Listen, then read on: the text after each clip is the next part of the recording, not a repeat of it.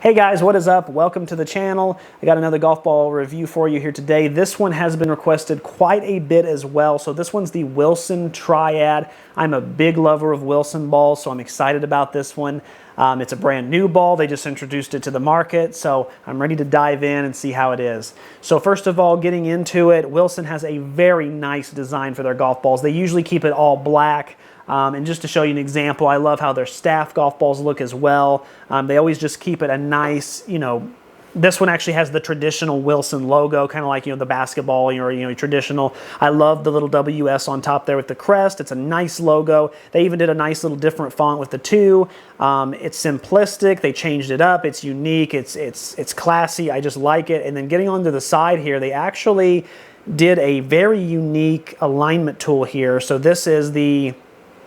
it does have kind of like that circle design you're seeing a lot of people use, but they did do the arrows at the end.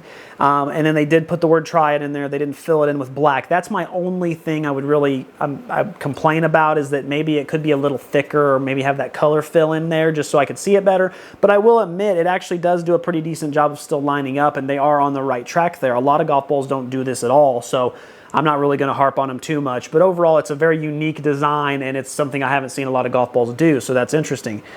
All right, so let's get into the pitching and chipping. Let's get out there real quick, though. I will say this golf ball comes in at a price tag of $39.99, which is not quite as expensive as their, Wilson staff balls, which are more of the $49.99, and it definitely is above like their more balanced tour ball, which is like the $29.99. And then they also, Wilson has everything from Walmart pricing at $15 for $20, and all kinds of stuff like that. So this one definitely still plays into that tour ball mentality. It's just as expensive as a lot of the Strixons a lot of the time, things like that. But it's still a pretty expensive golf ball when you consider like the Vice Pros are $35, so it kind of is in that range. So still hopefully it'll perform well.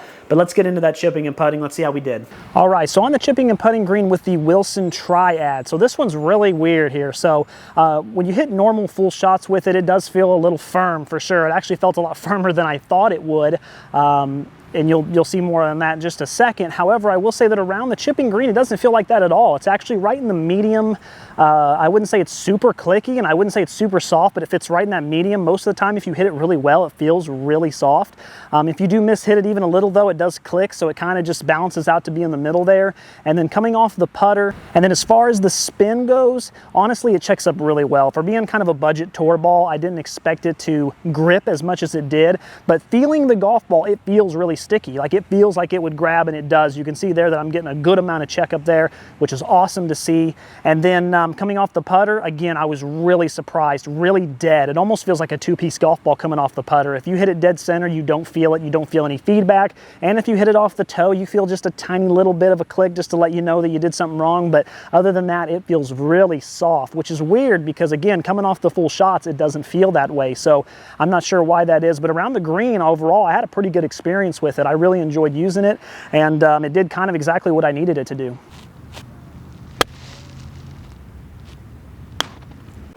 All right, excellent. So let's get into the numbers now with the Wilson golf ball. So the 9-iron, we had a 91 mile an hour ball speed, which is pretty average. It's nothing spectacular by any means. It's I would say just an average number. We got 125.8 on the distance, and we got 117.2 on the carry. Those numbers are just okay. They're about average, really. And then 19.1 on your launch angle, which is actually pretty low for a 9-iron. That's about as low as it gets for a 9-iron for me, really. So not super impressive, but nothing bad so far. I did expect this golf ball. It's got like around an 86 compression rating, which is pretty firm, and I will admit it does feel pretty firm. So my fear is that, unfortunately, I think it's not going to do so well on miss hits, but I hope I'm wrong. We'll see how it is with the 7-iron, and starting off we get 6,956 on the spin, which is actually a pretty high spinning ball, almost 7,000, so it spins a lot. It does spin what it's supposed to do. Awesome there. And then there it is, unfortunately, which is, you can see it right there, 103.5 on the ball mile per hour speed, which is abysmally low. That is actually the lowest I've ever tested by far. More on that in just a second. 154.1 on total distance, 141.6. and then a 19.5 launch angle. It launched very, very high for me, very high.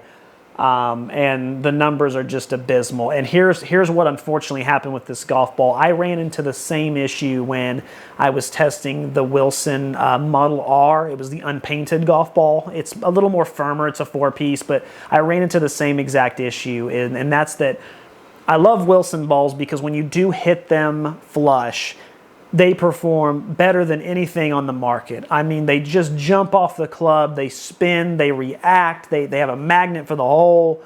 They feel great, they feel like butter. I love it.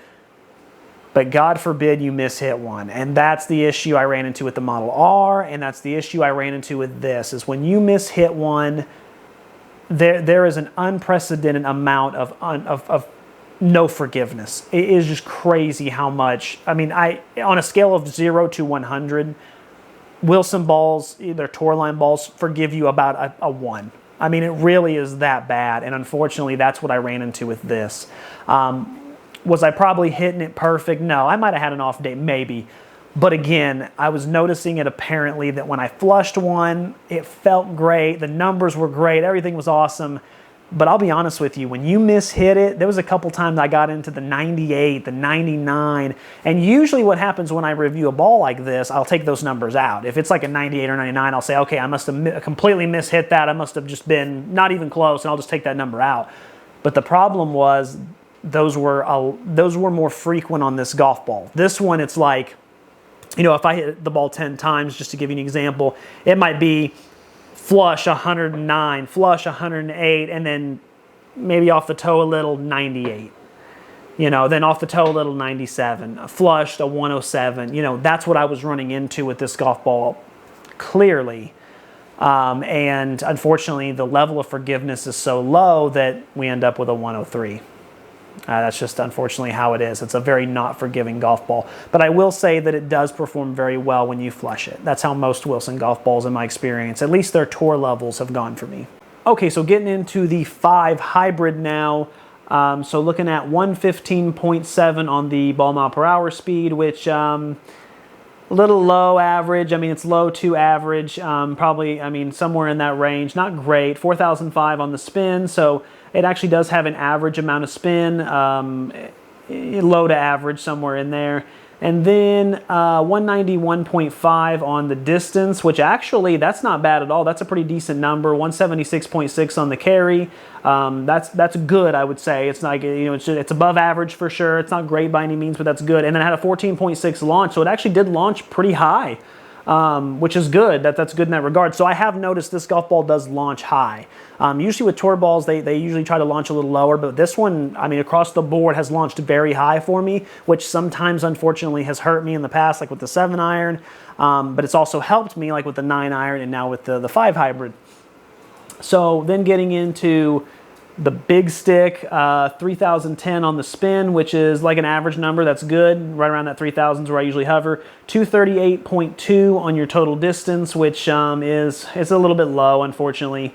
131.1 for your ball mile per hour speed, which that's why that number is so low. I just didn't get a lot. And again, now I will be the first to say that I'm not the best ball striker when it comes to my driver. I'll be the first to tell you that. That's why I got the most forgiving driver on the market, because I do sometimes hit it off center, and I do, you know, look for that forgiveness. And again, no forgiveness here. No forgiveness. The 216.9 on the carry, you know, a low number also. And then even a high launch, again, 16.9 on the driver is the highest launch I've ever had with a driver, period. So this golf ball in 2 different club categories has had the highest launch I've ever seen, meaning that it's a high launching golf ball, which I don't really look for. I don't need that. I mean, I don't mind having it a little high, but I definitely don't need it super high by any means. I don't need it Snoop Dogg high, if you know what I mean.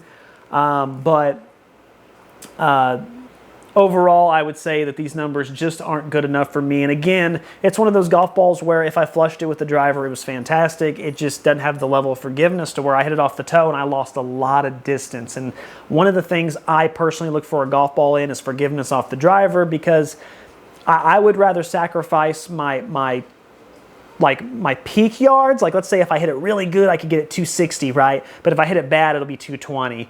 If I can get one that's like 245 if I hit it perfect, but 240 if I hit it bad, I'll take that one because at least I get the consistency, right? And so that's more of what I look for. So this ball, unfortunately, would just be too sporadic for me. Real quick before I get into my final closing thoughts, I'm going to go ahead and go over the durability. It's very excellent with Wilson, just like it always is. Their durability is always top-notch. It actually is a good, urethane three-piece ball. It feels like it grips really well. It has a great feel to it.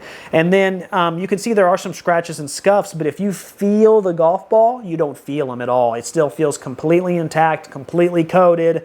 It's got just this nice thick urethane coating on there, and I think that this golf ball could easily get you through a couple rounds if you wanted it to. So top marks there, either a 4.5 out of 5 or a 5 out of 5. It's really an amazing job on the durability. Most of it still looks brand new, so that's awesome. So unfortunately, getting into the final part, who is it for? The numbers weren't as good as I would like them to be. Now, like I said at the beginning of this video, I'm a huge lover of Wilson golf balls. I do love using them, especially for short iron shots and approach shots to the green. They spin, they react real well. The main issue with Wilson golf balls, especially their tour line, is that you do have to just hit them flush. You have to hit them perfect. They're not forgiving. I've had that issue with every single Wilson tour ball. This is probably the one I had it the worst with. It feels like Wilson tried so hard to make all their numbers stand out that they forgot to add the layer of forgiveness in there. Because again, when I flushed it, I had a blast with it. But if I mishit it, I'm down a stroke, period. There's no it landing on the front of the green or being like a chip in. I'm still in the fairway, and I still got a chip, I got a pitch at this point because I'm losing that much distance. So unfortunately, because of that, what I would say, or who I would say it's for, is probably going to be guys who are lower handicap, great ball strikers, want to bend the ball from left to right, want to get it to check up. It's definitely for guys who know what to do with the golf ball. They can control the golf ball. If you're still a guy where the golf ball kind of controls you, which is even me most of the time, there's no shame in it. It's just part of the game. But if you're one of those guys, this golf ball is probably not going to be for you. This is going to be for guys who really know how to shape their shots, who are amazing iron strikers. I mean, 9 out of 10 iron shots are going to be pure, minimal. You want that. And then also really good ball strikers with the driver. A guy who, we all see the memes on Instagram and Facebook where it's like Rory's driver versus my driver, and his is all worn out right in the middle, and then ours is all sporadic. If you're one of the middle guys, then this is for you. But if not, I'd probably stay away from it. There's a lot of other options out there that'll forgive you more. As always, guys, keep watching to keep saving, keep learning. More ball reviews coming up. If you're not subscribed yet to the channel, go ahead and subscribe. I got all kinds of ball reviews where I'm brutally honest, just like I was with this one. And I review all types. So that means not just the really expensive ones, but also the two-piece ones that might help you add a little more forgiveness to your game. Stay tuned, guys.